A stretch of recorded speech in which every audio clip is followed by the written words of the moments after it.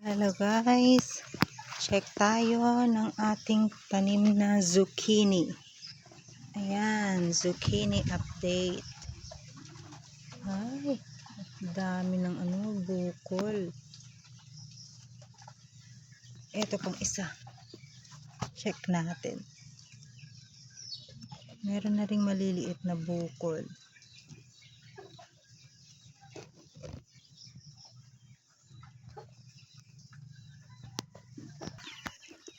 Check din natin yung ating butternut squash. Akala ko nung una, zucchini din to. Butternut squash pala.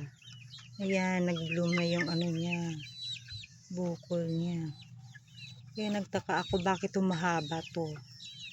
Yung zucchini, hindi gaanong mahaba ng ganito.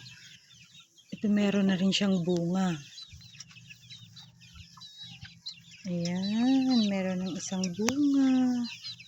Sana dumami pa. Patapos ang umulan dito guys. Ayan, basa pa yung mga pananim.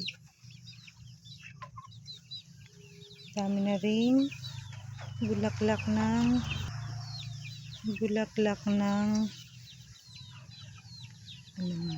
balatong sitaw. Balatong kasi sa Ilonggo. Sitaw sa Tagalog. Ayan. Mukhang uulan na naman.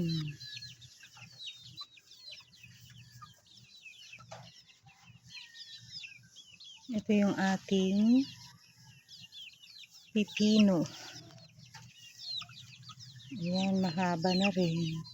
Wala pa siyang bulaklak. Sana maging successful. Kasi dati, nung nagtanim ako nito, mamumunga lang siya ng isang piraso tapos wala na. Mamamatay na yung tanim. Nagtanim din ako ng basil para at least patanggal ng mga insekto, panakot sa insekto.